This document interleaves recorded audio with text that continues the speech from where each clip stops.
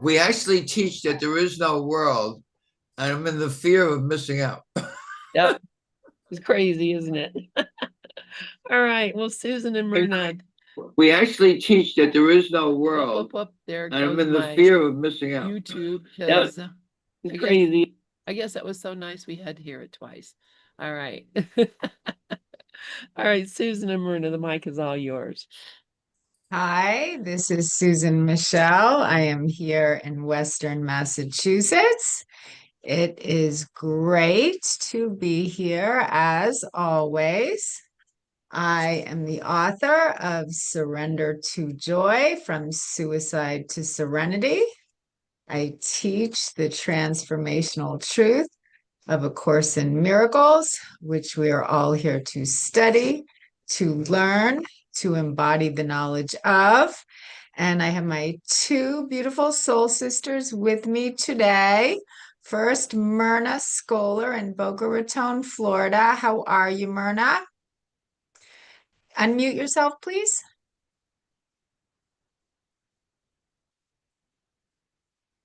Very well, thanks. You too? Great. And Glorian, how are you today, Glorian? I'm doing great also. Having a wonderful day. Glad to be with you both. Great. Well, then I will start off with the introduction of my book, as I like to do. And what I write in my book, Surrender to Joy, is my passion is God. God is love and joy and beauty. He is all that is good in the world. Everything else is our own miscreation. When we are filled with joy, we are connected to God.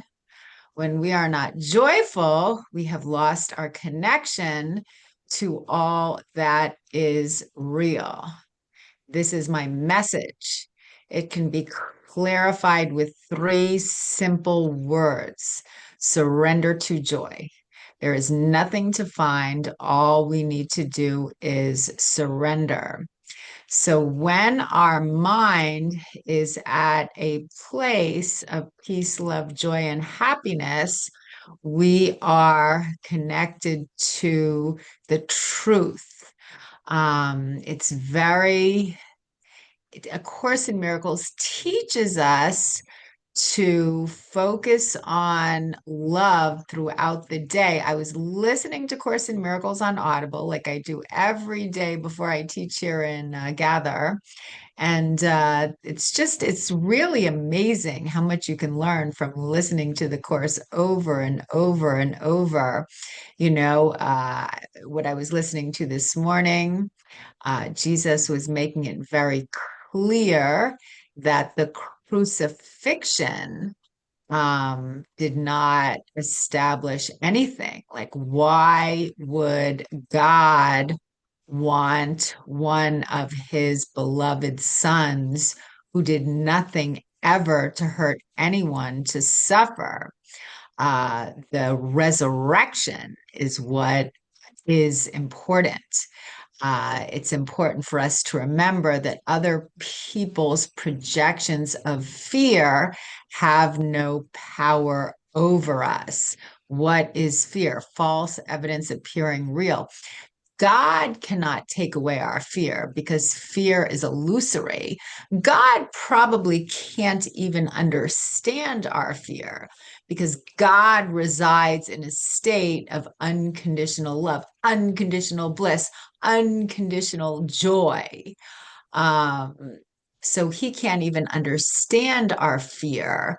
So it's up to us to release our fear, because when we go into fear of any kind, we're blocking God from our mind. We can't hear what he's saying because we're blocking him with our fear.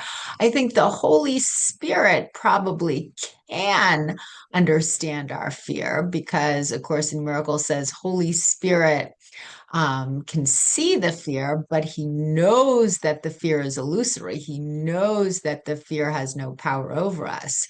So he's able to differentiate, and he's able to help us to focus solely on the truth, focus solely on the love. Again, God resides at such a high energetic frequency.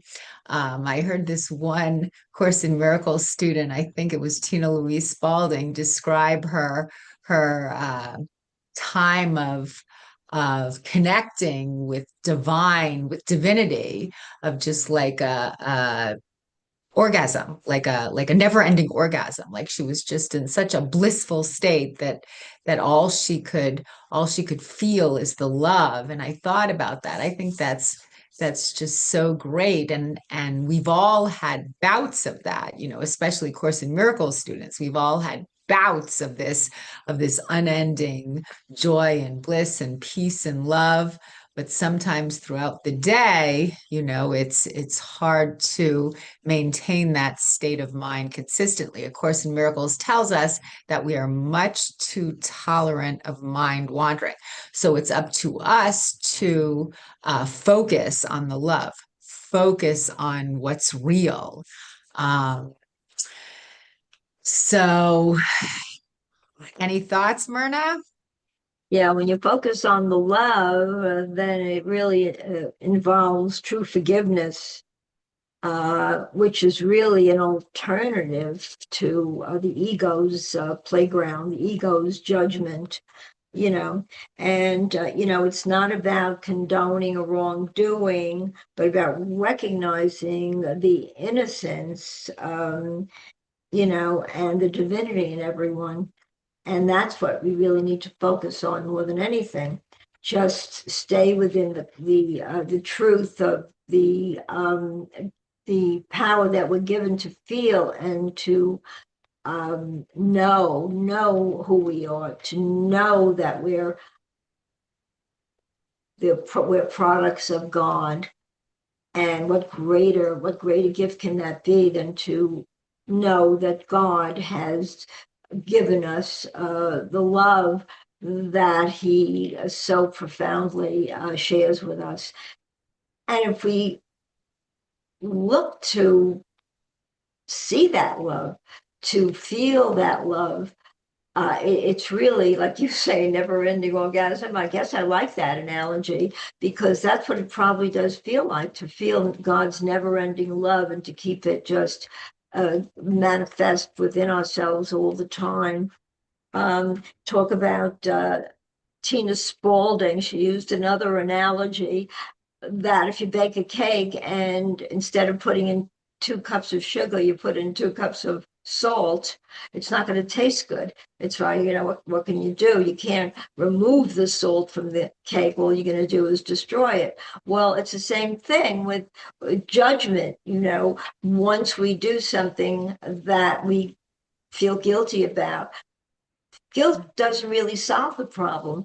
All you can do is be forgiving, recognize, throw away the bad thoughts, throw away the judgment, throw away the condemnation, and focus instead on creating a new analogy, a new way of seeing yourself and your brothers, seeing yourself as holy, not guilty products of the ego, but holy products of God's complete love. And we talk about love. I wish I could describe love. I know that I feel love at times that is just insurmountable, and there really are no words to express that. The feeling is there. That brings us to a truth that we can't deny. So, yeah. Gloria? Florian? Yeah, well, thank you both for that. When you were speaking, it was coming to me about Jesus talks about the miracle impulse, and Joel describes it as a spiritual impulse, which is always the desire for oneness. Beyond any seeming longing, a desire, anything like that, there is that desire for oneness. And then, the description of our connection to source, it's hard to put, like, it's a sweetness. Now, how do you describe a sweetness? So it's beyond words and thoughts. It's an indescribable experience that's just, like joy, grace, love. We can't really describe what that is. It's an experience, it's an essence, it's the beingness, the isness. These words are beyond description. But I want to circle back to what you said, Susan, when you first opened. Fear blocks God from our mind. And that goes into what Dove was saying about the FOMO, the fear of missing out. So by aligning with that fear, we're missing out on what we truly are, which is the love of God, that experience of the love of God, by thinking we're missing out on something in the dream, which has to do with, lack, scarcity, all that stuff. But we recognize that, we have to change our mind about that. So it was reminding me also, I said it at the end of the other meeting, but the song, people living in competition, all I want is to have my peace of mind. So I think, when we recognize that this is not what we really want, like not being somewhere or with someone or at some kind of function is not our salvation. Our peace of mind comes from our acceptance of omnipresence and our willingness to rest in that. When we start to say, to recognize that wherever someone is perfect, where it's whoever shows up is the perfect teaching learning situation. Jesus tells us that those who meet are ready for each other. So it's always perfect. Everything is always perfect for unfoldment. And I guess if there's that thought of missing out on something, we can recognize that we could never miss out on the love of God that's always everywhere, that infinite, invisible, I am presence here now, if we just are willing to accept that. So thanks so much. Yeah, thank you. Thank you. Myrna spoke about forgiveness, and I always say the three fastest, easiest ways to connect to Christ consciousness, to God, is forgiveness, acceptance, and gratitude. And I think that forgiveness is the most important, because when we can truly forgive our brother, when we can truly forgive ourselves, I mean, forgiving our brother and forgiving ourselves is the same thing, because God has but one son and we are all part of that sonship. So our minds at a deep level are all joined. Our bodies obviously are not, but our minds are. So to forgive our brother is to embody our own innocence. To forgive ourselves is to embody our own innocence. Maybe that's why Jesus chose to forgive those people that were crucifying him, because even though that was probably the hardest thing to do, because I have a very difficult time forgiving people for doing much less wrong, much less evil things to me. Jesus was able to forgive the people that crucified him. However, that was the only way that he could maintain Christ consciousness. That was the only way he could maintain his own enlightenment. Because if he started going into fear, then not only would he be projecting that fear onto the people that were persecuting him, but he would lose his own peace. So anyway, when we can forgive our brother, that is how we can embody our own innocence. And A Course in Miracles clearly states that innocence and strength are the same.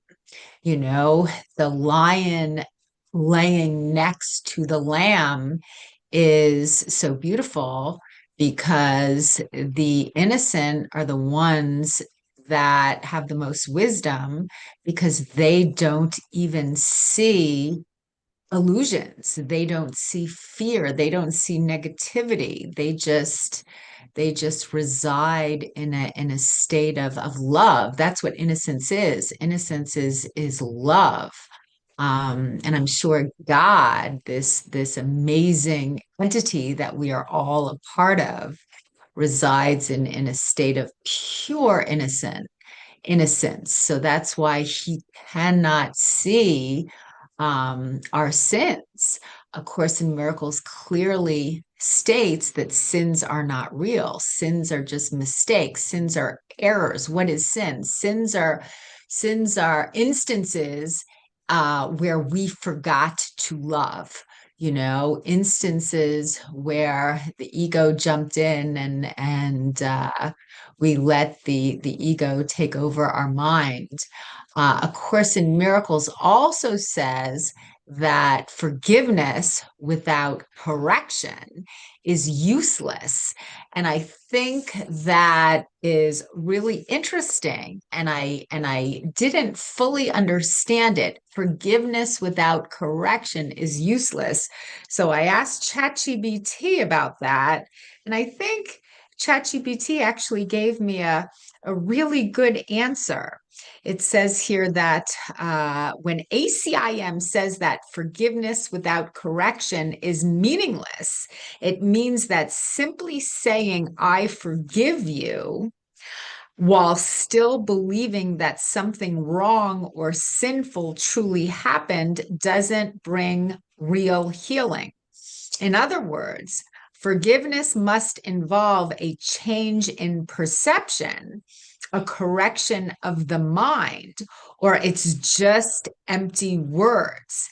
If you forgive someone while still believing they actually sinned, you are saying, and this is how I grew up. This is what the kind of the Christian Lutheran church taught me. You really did hurt me, but I'll be noble and overlook it. You really did hurt me, but because I want God to like me better, I will overlook your errors. But I'm really the good one, and I'm throwing you under the bus. That's how I grew up learning about forgiveness. And A Course in Miracles says that true forgiveness is seeing through the error completely, seeing through the mistake that our brother made to the innocence within him. That is true forgiveness. That is how God sees us. And because we were created in God's image, when we can align our mind with the mind of God, that's when we get in touch with our true power. So for us to truly forgive our brother's mistakes, it's about seeing through their mistakes to the innocence within them. That's what true forgiveness is. And that is so beautiful. And to truly forgive our brother, that's how we can open our hearts and accept God's forgiveness for us. I mean, again, God doesn't have to forgive us because God has never condemned us. We need to forgive our brother because we have condemned our brother. We need to forgive ourselves because we have condemned ourselves. But once we can forgive, once we can look beyond the error, that's how we can feel our true power. And that's a very beautiful thing. I mean, to say the words, I forgive you, I mean, I guess it's a start, right? It's a start. But to truly mean those words, I forgive you, that is just so empowering, because when you truly mean those words, I forgive you, you realize that there's really nothing to forgive, because if it's an illusion, it never happened. If it's based on fear, it never really happened. That's what the thought system, that's what the basis, that's what the foundation of A Course in Miracles is. Only the love is real. Nothing real can be threatened. Nothing unreal exists. So to truly forgive, you're actually seeing through the error. And when we can align our mind with the mind of God, that's how we see the world. That's how we see our brother. And it's just a very beautiful, empowering way to live. That's the only way we can be happy. That's the only way we can be happy. Fear-based thinking of any kind cannot make us happy. Judgment of any kind is not of God. And that goes right into today's lesson. Today's lesson is lesson 311. Lesson 311 states, I judge all things as I would have them be. So judgment, God does not judge. God only loves. So I won't go into the lesson right now, but I will turn the microphone over to you, Myrna. Any thoughts? Any thoughts on forgiveness or anything at all, or judgment? Oh my God, you said so much, really. You brought up fear before, forgiveness. Um, I think the only practical application for giving up fear is forgiveness, and the Course tells us that. There are just two places to be. We can either be in love or in fear. The Course repeatedly emphasizes that only two fundamental emotions exist: love and fear. Love is described as our true nature, while fear is considered an illusion. So the Course tells us that every thought, every action or feeling stems from either love or fear, and that by choosing love, fear can be dissolved, and bringing forgiveness into that. That's the way we choose love over fear in our thoughts and actions. And that's really the choice that we're given to make. We choose love or fear. And when you think about that, it's really a simple application. I would much rather be in the joys of love than fear, and the Course, also asserts that every thought or action or feeling, tells us that we're, either feeling love or we're feeling fearful. And, and you know what, you said this too, when we're feeling pain, to look at the pain, and the Course does tell us that students are really encouraged to recognize their fears, understand, and bring them into the light of awareness. You've said that. Bring the pain into the light of awareness. And again, through forgiveness, this practice of seeing, with spiritual vision. A Course in Miracles teaches that fear can be replaced with peace. It emphasizes that the Holy Spirit can help guide us to reinterpret fearful experiences and see them as opportunities for healing. So it's just a matter of choice, really. And we're constantly given that choice day by day. And it's up to us to choose whether we choose God, whether we choose the ego. It's really that simple. And we're given opportunities to make those choices day by day, and the Course in Miracles says that fear is not a natural state. It's a response resulting from mistaken beliefs about reality, and it claims that fear is a product of the ego. Again, we bring that up, which thrives on conflict and division. As you said before, we get upset and, should we forgive? Shouldn't we forgive? Do we really, and I think that mulling those unhelpful thoughts over and over again in our minds keeps us away from our true focus, the reality of who we truly are and what the Course aims to teach us. Gloria? Yeah, wow, what a lot was said here. Beautiful sharing, everybody. I think what you said, Susan, about bringing us into the awareness of Christ consciousness, I'm pretty sure what you said was forgiveness, non-judgment, gratitude. But if we recognize that in forgiving, I'm recognizing that what my brother did not occur, which we could only perceive from the right, the right mind, from right-mindedness. And non-judgment is the willing to relinquish our projections of guilt and fear. And then, of course, gratitude, the highest form of prayer, is the acceptance of what I am. So all of these is really the acceptance of what I am in truth. And Joel talks about maintaining, our connection to Christ consciousness, is really the acceptance of thy grace is my sufficiency, and I and the Father are one, which is really saying, seek not outside of ourselves and to go within to that I am withinness instead of, thinking something external to who we are is going to really give us that peace, which is what you were saying up there, that before about that, if we're accepting what I am, we are seeking within. So I think the answer always lies in our communication link with the higher self and the willingness to step back and let him lead the way and allow that to guide our lives. And then I think you were saying something about the empty words. And it was imparted to me this week about the lesson, I have no need of this. So when we recognize, and Jesus tells us, if I say I have no need of it, it'll disappear. But it can't be empty words, and it can't be out of perceptual thought. It has to be the fact of an experience, which can only come when we're not attached or not invested in it in any way. So the experience itself is the willingness to not judge it and not be attached or invested in the outcome.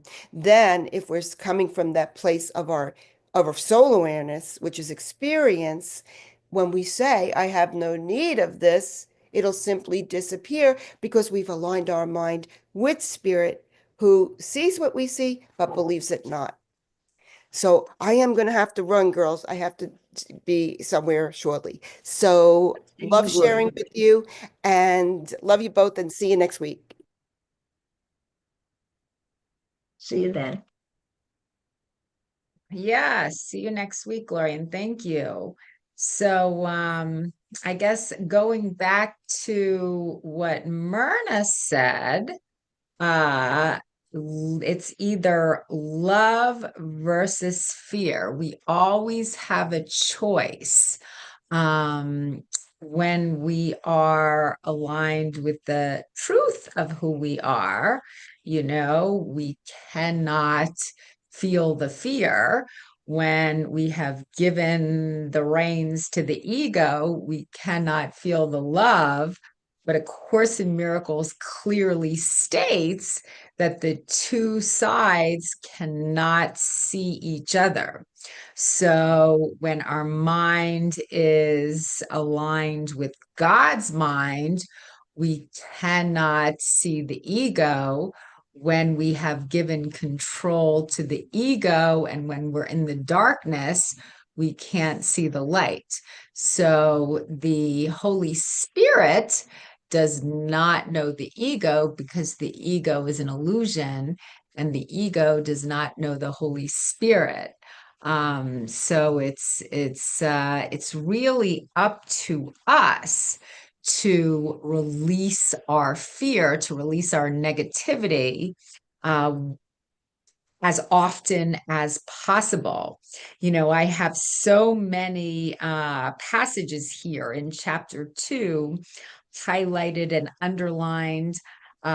Jesus is writing in Roman numeral 6, fear and conflict, all about what fear is and how it is our responsibility to let it go.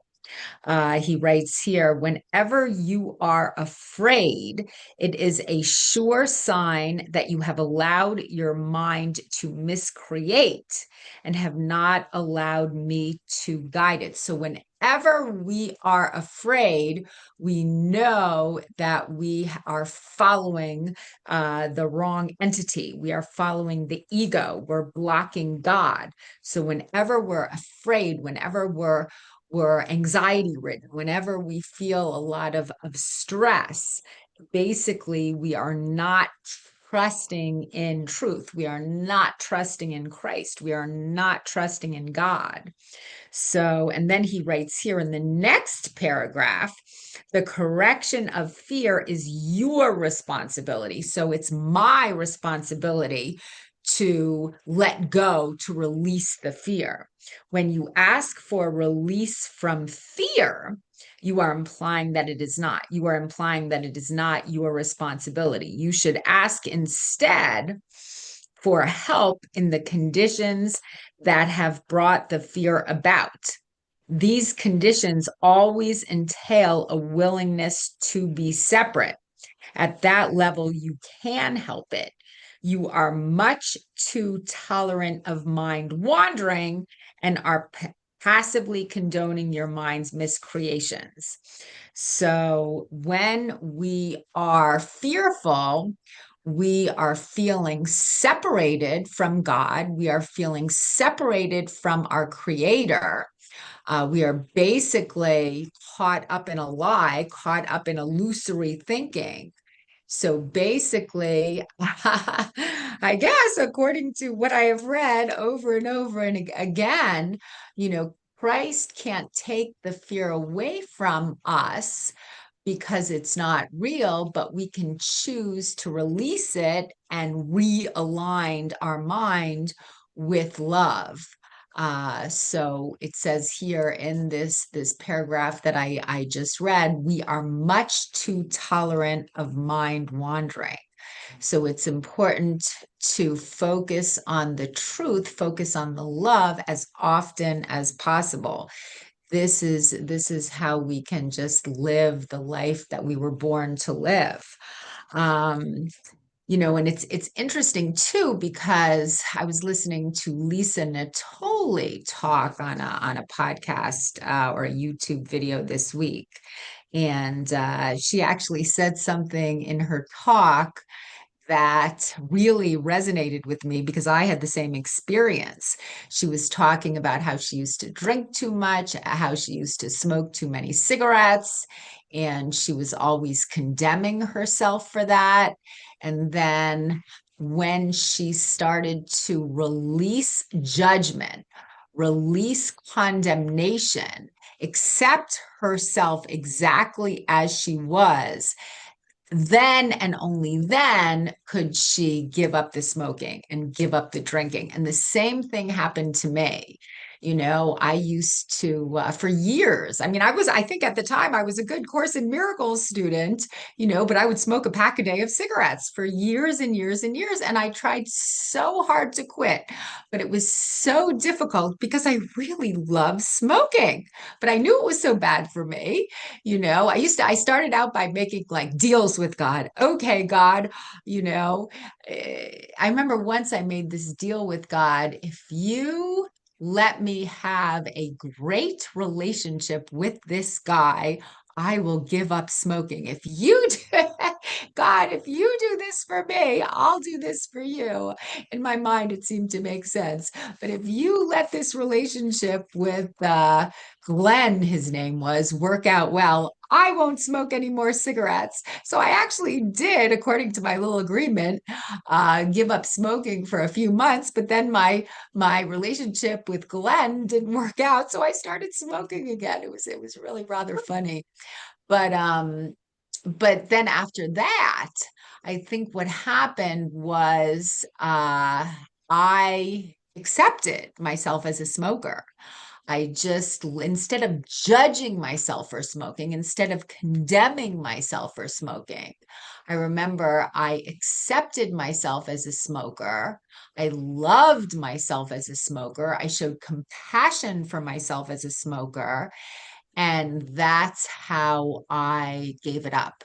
Because once I accepted it, once I stopped judging it, then I was able to release it from my life. And that's a true story. I had to accept it and love myself despite my smoking before I could quit. Because I think when we hold on to judgment, when we hold on to condemnation, we keep those very things that we judge in our lives. I think that's how the mind works. That's how life works. But once we can love, then we can truly release things that are not good for us, that are not beneficial for our lives. But I personally cannot give something up while I'm judging it. I cannot give something up while I am condemning it. I also say when we don't forgive someone,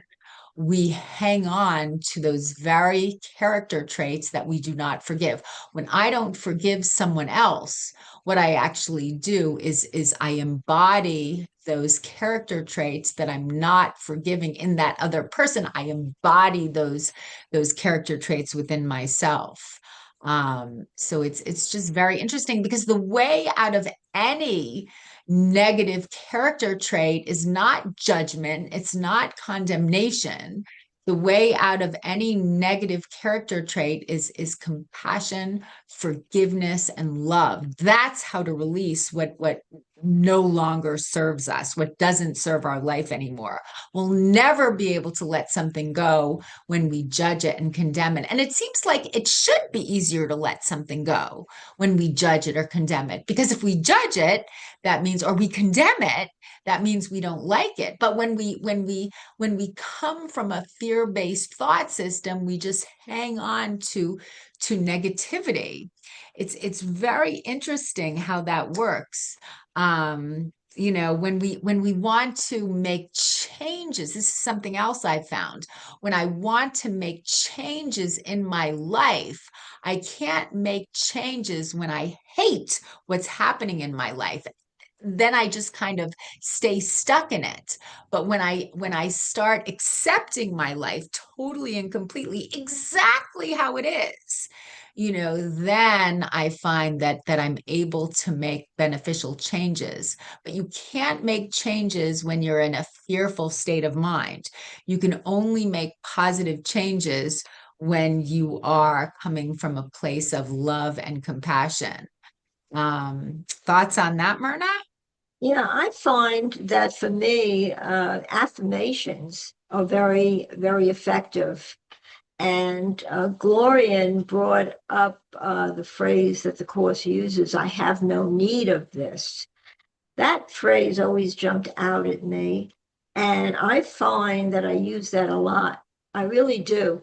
It's an affirmation of spiritual discernment and detachment from thoughts, feelings, situations that don't serve us, that don't serve our higher purpose and or give us true peace. So the Course teaches that much of what we experience in the world, conflict, anger, guilt, is really the result of mistaken beliefs that the ego attempts to assert itself.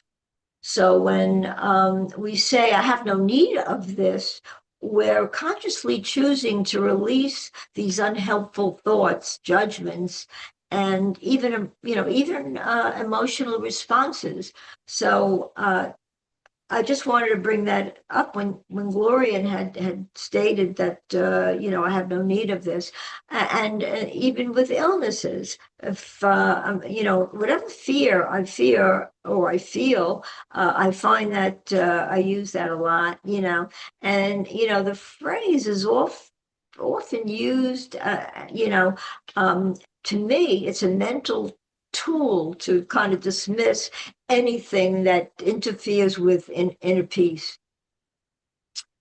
For example, if a negative thought comes up, ACIM,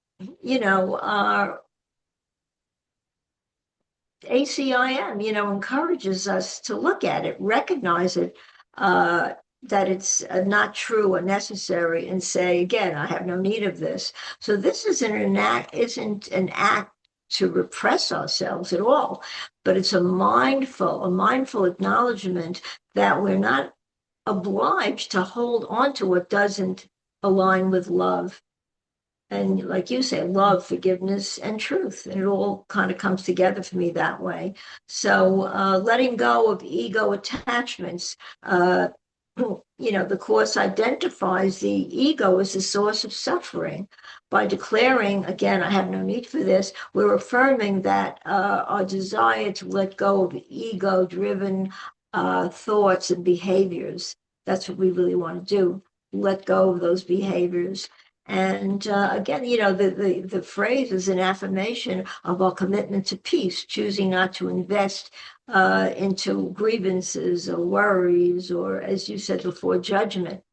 So I think it reminds us that we have the power to choose our thoughts and responses and align with our true self instead of, patterns, those patterns that don't serve us, just like when you described the cigarette smoking, trying to attempt to make a deal with God.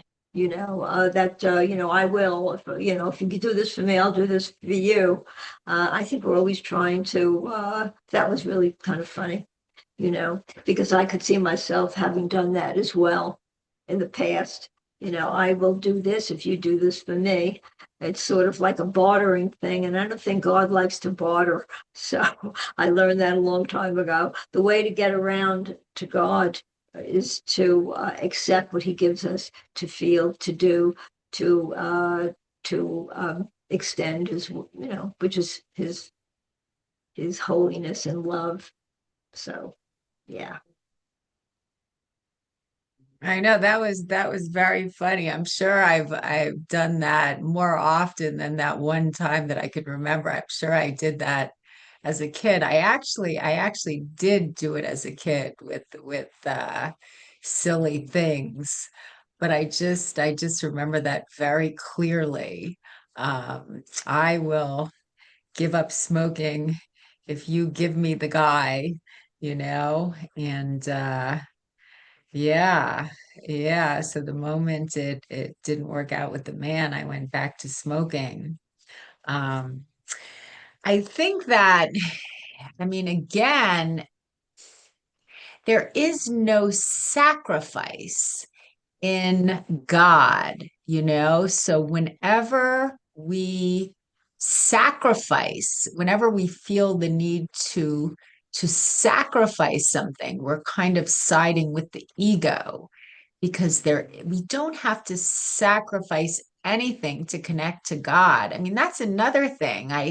I remember so many traditional Christians feel like in order to connect to God more fully, they need to sacrifice something that they really enjoy, such as food or alcohol or sweets.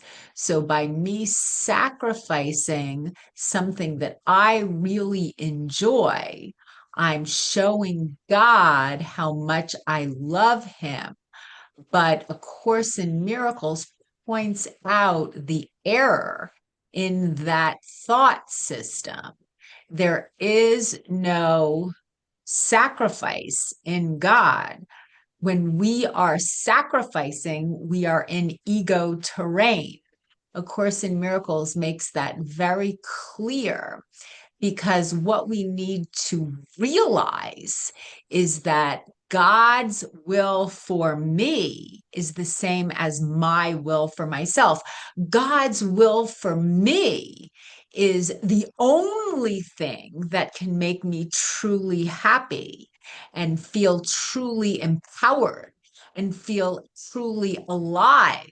So I don't need to sacrifice anything at all. The only thing I need to do is allow joy into my heart, allow joy into my life. So when I am doing things that I love, I am more closely connected to God. I am more closely connected to the truth of who I am. And that's why I just love what A Course in Miracles teaches. In order to truly feel God, in order to truly feel God's love, it's about dancing, it's about playing, it's about singing, It's about just being authentically me, and the authentic me is just so filled with joy. The authentic me is completely connected to God, my creator. So sacrifice is not of God. Sympathy is not of God. When we are feeling sorry for someone else, we are not seeing the truth of who they are. Course in Miracles is very clear about that. When your friend starts complaining about how she's not feeling well, she's sick, she's depressed, she's devastated, and we start feeling sorry for her, that's not of God. So I have to really, be aware of when my thinking is aligned with God and when it is not. I remember once I was driving down the street with a friend of mine, and someone, was in a wheelchair or on crutches, or they were handicapped in some way. And my friend, coming from a place of love, started sympathizing with this man. Oh, I feel so sorry for that man. And then I pointed out that to feel sorry for someone is not of God. That's of the ego. I mean, I think God can kind of see through the external, and God can see the truth of who that person is on the inside. I mean, I think that's how Jesus healed a lot of people here on earth when he was alive. He saw through the illness to the health, to the beauty, to the Christ-like consciousness they had on the inside. And by him being so clear in his mind that this person was well, that this person was healthy, that this person was Christ, that this person was already healed. By him holding that thought first and foremost in his own mind, I think he allowed the other person to feel healed. And that's how he was able to cure the sick, because he did not see these people as sick. He saw these people as whole, and he saw these people as healthy. So because he saw them as healthy, they felt the power of his mind. And in a way, they healed him themselves, I believe, anyway. So that's what a miracle is. I mean, anything that comes from love is a miracle. So healing someone from illness, I mean, that's pretty miraculous. That's pretty major. But of course, in Miracles is also very clear that anything that comes from love is a miracle. So, and when we do extend God's love to our brother, we are healing our brother's mind, but we are also healing our own mind. So, A Course in Miracles is teaching us to extend God's love more and more often, and to project fear less and less often. Any thoughts? I think I'll stop right there for now. Any thoughts on that, Myrna? Yeah, I like, you spoke about sacrifice. The Course teaches that sacrifice is an illusion and it's not of God. So true giving, really, according to ACIM, results in everybody's gain, not loss for anyone. So letting go of fear and ego-based thinking is not sacrifice, but liberation, spiritual growth is based on abundance and love and not deprivation.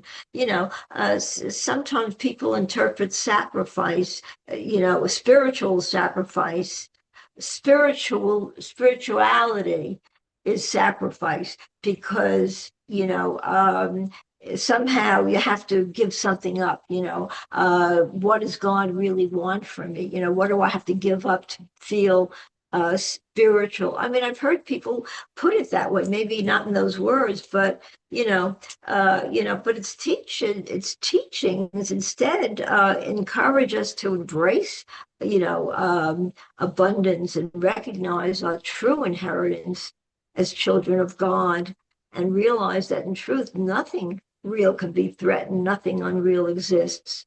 So that, would be considered the illusion, sacrifice, according to the Course in Miracles, is the illusion, because what we're not giving anything up, all we're doing is gaining. And by gaining God's love and accepting God's love and then extending it, then everybody gains. So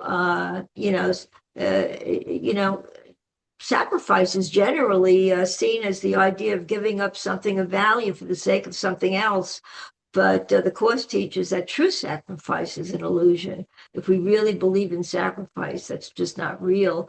And again, it's all about the abundance, God's gifts, which are limitless. So what possibly could we be giving up? All we can do is gain. And that's something I think we have to learn to accept, to accept that and to not be afraid of it. So, that's a very important part of, I think, our spiritual growth. What do you think, Susan? Yeah, I completely agree. Dove wrote in the chat room here a few minutes ago, feeling sorry for anyone is an attack on God. I mean, it's just so interesting because I grew up with a father, like not God the Father, an earthly father, a dad, who loved to feel sorry for people, and he loved to feel sorry for me. And I remember it always made me feel so small. But the reason he liked my father, my earthly father, liked to feel sorry for me is because it made him feel better about his own life. Because I think on some level he was a little jealous of certain things that were happening in my life. I remember there was this one time I came home to visit my dad in the middle of the week, and then I had to get back to Manhattan to work on the weekends because I worked at a watch store, Tourneau, every Saturday and Sunday. And I remember my my dad, his famous words, "Poor Susan, poor Susan. It must be so hard working on the weekends, poor Susan." And I remember it just made my skin crawl when he said that, because I actually liked having the weekend job, because it paid very well. It was kind of a cool watch store. It was the largest watch store in the world, and it gave me stability. It gave me financial stability. So my dad, he loved to say poor Susan, but I just hated when he said that. So I guess in a way, he was my teacher. We all teach each other. I learned how unloving that phrase is, to sympathize with someone else. When you can see through, whatever, when you can see through, someone's illness to the truth within them, that is to see them truly. That is to see them with the eyes of Christ. And Can I just add then, to that what you were just yeah, saying please, about your dad? please. The way I see it too is that what he was doing perhaps is expressing his love. He felt bad that you had to work on a weekend. It's amazing how the mind just, kind of determines what it wants to see, how it wants to see it. That's how I kind of interpreted it. So I just wanted to just kind of, we don't always know really, of what it is that somebody else is really thinking. So anyway, right? That's right. That's right. And on that note, actually, I am looking at the clock here, and it is exactly 2 o'clock. So I think our time and gather has come to an end for today. And I love you so much. Thank you for this Love you. wonderful sharing. And Yes. thank you, Dove, for your wonderful thoughts in the chat room. What a wonderful talk we had. And as A Course in Miracles says, nothing real can be threatened, nothing unreal exists. Herein lies the peace of God. Only the love is real. Thank God for that. And I will now return the microphone to Lynn. Thank you. Thank you. Thank you so much, Susan and Myrna and Gloria and everyone else who shared. So grateful to have you all here. And yes, having had a string of illnesses, both mental and physical, throughout my life, there was nothing that irritated me more than to have people feel sorry for me.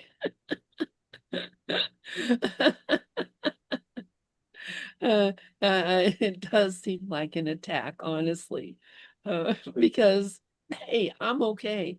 You know, there's a lot people a lot worse.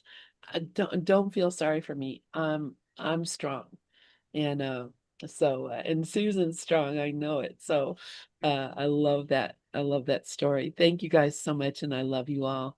And Thank you.